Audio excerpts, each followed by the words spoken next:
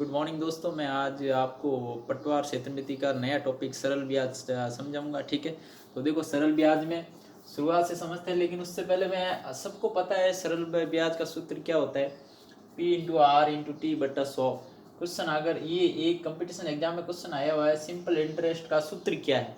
ठीक है, तो अब आप खुद ये 4 ऑप्शन है, इसमें से कौन सा चूज करोगे ये आप खुद देख लो। ध्यान रखना, इसमें ये क्वेश्चन जब आया था कंपटीशन एग्जाम में तो 95% लोगों ने गलत किया था।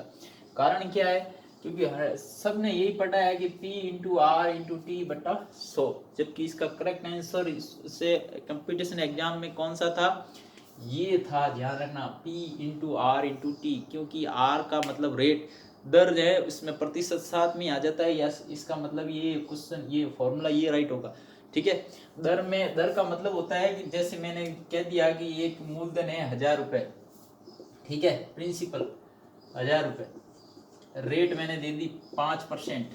ठीक है, और टाइम दे दिया मैंने 2 वर्ष। तो ये इसका सूत्र जो हो जाएगा वो हो जाएगा 1000 इंटू 5% इंटू 2। तो ये परसेंट का मतलब रेट में ये परसेंट ऑटोमेटिक ही आ गया, तो बट्टा 100 तो साथ में आ गया, इसका मतलब ये राइट होगा।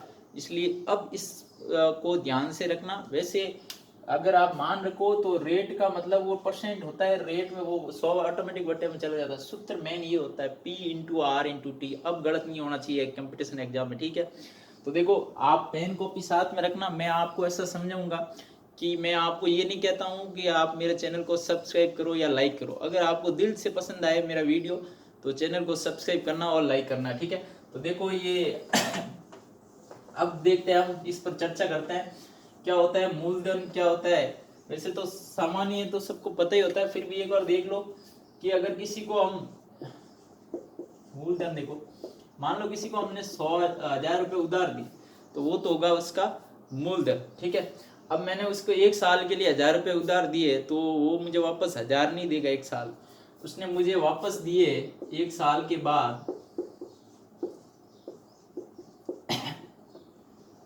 1100 रुपए। इसका मतलब उसने क्या एक्स्ट्रा दिया, ये 100 रुपए उसने ब्याज दिया। 100 रुपए क्या दिया, ज्यादा दिया, तो वो हो जाएगा ब्याज।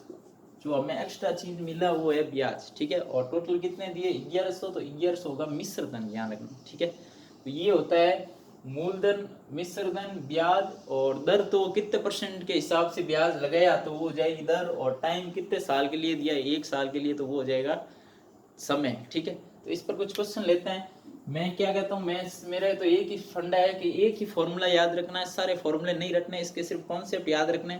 ठीक है, बाकी मैथ्स में आपको पक्षांतर करना आना चाहिए, तो ऑटोमेटिक सारे क्वेश्चन हो जाएंगे।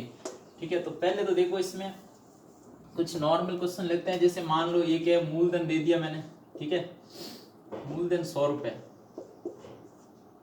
मूलधन 100। ठीक है, रेट मतलब दर दे रहा हूं मैं आपको 5% की दर से, टाइम दे दिया 3 वर्ष का। तो निकालो इसका ब्याज कितना होगा। ब्याज का सूत्र वैसे तो P into R into T होता है। ठीक है, तो ये 100 में आ जाएगा। तो मैं आपको डायरेक्ट निकालना भी सिखाता हूँ। देखो क्या है कि ब्याज जो है वो पहले हमारे बुजुर्ग कैसे ऐसे फॉर्मूले से नहीं निकालते, डायरेक्ट ही निकालते। तो डायरेक्ट ऐसे निकालते थे। देखो एक बात और ध्यान रखना, सरल ब्याज है ना हर साल के लिए फिक्स लगता है।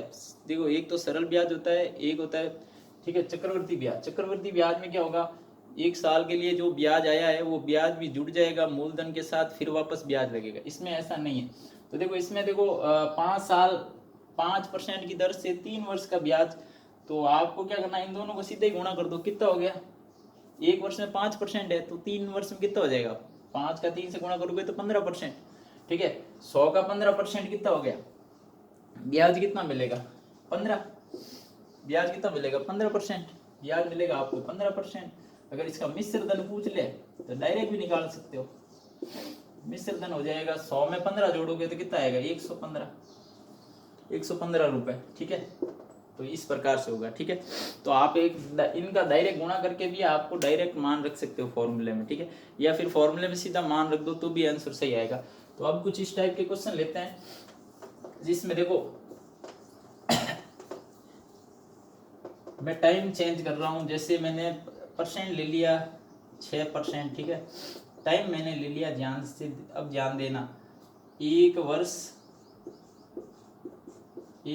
व 3 माह। अब कैसे करोगे? अब देखो आपको जब सूत्र में मान रखते हो तो 100 इंटू दर तो 6 हो गई, और टाइम को 1 वर्ष 3 माह को कैसे लिखोगे? तो आपको क्या करना, 1 + 3/12 करना। ये ध्यान रखें, 3 महीने, कितने महीने होते टोटल साल में? 12। तो 12 3/12 करोगे तो इसको सॉल्व कर दो तो आपके आ जाएगा 12 और 3 15, तो ये आ जाएगा 15/12। इसको भी काट सकते हो, कट रहा है 3 से कट रहा है, तो ये आ गया 4, ये आ गया यानी 5/4, ये आ गया आपके टाइम। ठीक है, 5/4। तो यहाँ पर आप क्या लिख दोगे, 5/4, बट्टे में 100 तो होते ही है, तो 100 गए। ठीक है, इसको भी काट दो 2, और ये आ गया आपके 3। 15 में 3 का भाग दोगे, 15 में 2 का भाग दोगे 7.5, तो 100 रुपये पर ब्याज लगेगा आपको 7.5 रुपये। ठीक है, इस प्रकार से हो जाएंगे इस टाइप के क्वेश्चन। ध्यान रखना, जब टाइम का ध्यान रखना, टाइम जब भी इस टाइप में आ जाए, महीने में आ जाए, तो आप बट्टे में 12 का भाग दोगे, और महीने की जगह अगर दिन का आ जाए, जैसे मैं एक क्वेश्चन और लेता हूँ। ठीक है, मूलधन चयन कर देते हैं, 1000 कर देते हैं। टाइम मैंने ले लिया 73 दिन। अब आप कहोगे सर 73 दिन का कैसे निकालोगे? तो जब भी दिन में आ जाए तो फॉर्मूले में मान रखोगे, तो ये 1000 तो है ही है, वैसे डायरेक्ट भी कर सकते हो। ठीक है, तो ये 6 73 के लिए आपको क्या करना है, दिन का भाग देना है। 12 महीने में कितने दिन होते हैं? 365। तो यहाँ पर मैं किसका भाग दूंगा, 365 का बट्टा 100। ठीक है, ये ध्यान रखना, सूत्र है मूलधन इंटू दर इंटू समय। वैसे दर में समय 100 आ जाता है, इसलिए 100 का भाग दर का जो 100 है वो मैंने नीचे लिख दिया। ध्यान रखना, सूत्र मैन वही होता है जो बताया था शुरू में। ठीक है, तो इसमें मान रख दिया, मूलधन 1000 हो गया, दर 6 हो गया। ठीक है, दिन 73 है, 73 में 365, ये ध्यान रखना स्पेशली। 73 में क्या ध्यान रखना आपको, 365 कट रहा है, ये आ गया 5। ठीक है, ये 100 से 100 कट गए। अब देखो क्या बच गया, 5 का इसमें भाग जा रहा है 2 बार, 2 का 6 से गुणा करोगे तो 12 ब्याज आ जाएगा 12 रुपये। ठीक है, तो इस प्रकार से आप निकाल सकते हो। एक तो 3 चीजें बताई, दिन में आए तो आपको 365 का भाग देना, दिन में आए तो 365 का भाग देना। ठीक है, महीने में आए तो 12 का भाग देना है। ठीक है, और साल में आए तो सीधा साल में आंसर आ जाएगा आपको। तो इस टाइप का इंपॉर्टेंट क्वेश्चन है, ये आप ध्यान रखना। एक और क्वेश्चन आता है, जैसे मैंने यहाँ टाइम लिखा। ठीक है, टाइम मैं लिख देता हूँ 15 मार्च से 10 अप्रैल तक। अब देखो, अब 15 मार्च से शुरू करोगे तो 15 मार्च वाला महीना जो होता है 31वां होता है। कितना होता है? 31वां। तो 15 को भी गिनोगे। ठीक है, 15 से 30 कितने हो जाएंगे? ये दिन कितने हो जाएंगे? गिन लो आप खुद ही। 31, 16 से 31, 16 और 1 17, तो ये दिन गिन लिया हमने 17। या 15 को नहीं गिनो, ये इसमें से एक चीज ध्यान रखना। ठीक है, जैसे मैंने ये ले लिए, मार्च में आपके दिन आ गए 17। ठीक है, अप्रैल के, मार्च के बाद अप्रैल आता है, अप्रैल के 10 दिन है, तो अप्रैल के 10 दिन नहीं लेके आपको 9 ही लेने पड़ेंगे। ये चीज स्पेशली ध्यान रखना। ठीक है, मैं देखो 15 के बाद में 16, 17, 18, 19, 20, ठीक है, ऐसे 30 तक गिनता हूँ तो 15 दिन होता है। 31 तक 16 दिन होते हैं।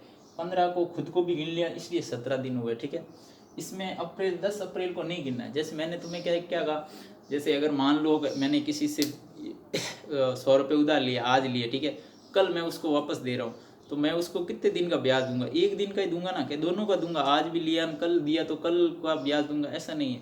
दोनों मिला के एक दिन ही होता है। इसलिए ये इन 15 मार्च से 30 अप्रैल या कुछ भी गए तो आपको इसका एक दिन गिन लिया तो इसका नहीं गिनना है, इसका गिन लिया तो इसका एक दिन नहीं गिनना है। जैसे मैंने इसका ये 15 मार्च को गिन लिया तो ये तो 17 हो गए। 10 अप्रैल में 10 दिन होते हैं, लेकिन एक दिन नहीं गिनना है, 10 को नहीं गिनना है, इसलिए 9 लिखा है। ठीक है, तो जोड़ दो, ये कितने हो जाए ये हो गए 16, इसका 1 और ये हो गए 2, 26 दिन। ठीक है, तो वो आपके हो जाएगा, जब मान रखोगे 1000 इंटू 6 इंटू 26 बटा 365 दिन आते हैं, तो 365 तो करना ही है बट्टे में। ठीक है, ये आप कैलकुलेशन करते भी इसका भी आंसर आ जाएगा। तो ये था दिन पर स्पेशली ब्याज के क्वेश्चन है जो इम्पोर्टेंट है, और आपको दिन का ध्यान रखना। जब दिन में आए तो 365 का भाग देना है, जब माह में आए तो 12 का भाग देना है, ठीक है, और वर्ष में आए तो सीधा ही हो जाएगा। एक आधा माह में और ले लेते हैं कि सर माह में कैसे गड़बड़ हो रहा है, तो एक दो और महीने में ले लेते हैं। जैसे एक सवाल लिया मैंने, 2 वर्ष व 6 माह, यानी कि आप क्या करोगे, 2 वर्ष तो हो जाएंगे ही, 6 माह मतलब 6/12, तो इसको सॉल्व करोगे 2 + 1/2 लसअप लोगे तो आप क्या आ जाएगा 2 4 + 1 यानी कि आ जाएगा 5/2। तो इस प्रकार से आपको टाइम निकालना है, ठीक है। जब भी माह में हो ध्यान रखना। मैं कुछ आपको क्वेश्चन दे रहा हूँ जो आपको करने हैं, मैंने कहा था पेन कॉपी लेके के बैठना, ठीक है। तो इसके कुछ क्वेश्चन करो जिसमें महीने में मैं दे रहा हूँ। आपको पहले तो ये टाइम चेंज करना आना चाहिए। ये की सवाल है, मूलधन दे रखा है, दर तो मैं वही दे रहा हूँ, ठीक है, टाइम मैं सब में अलग दे रहा हूँ। एक पहले क्वेश्चन में मैंने टाइम दिया है आपको, ठीक है, 73 दिन। जैसे इसका करवाया था तो आप वापस करोगे अब, ठीक है। ये क्वेश्चन ये हो गया। एक क्वेश्चन हो जाएगा मूलधन सेम ही है, ठीक है, मूलधन 1000, दर चेंज कर देते हैं 5%, और टाइम मैंने दे दिया आपको, ठीक है, 10 मार्च से 10 अप्रैल।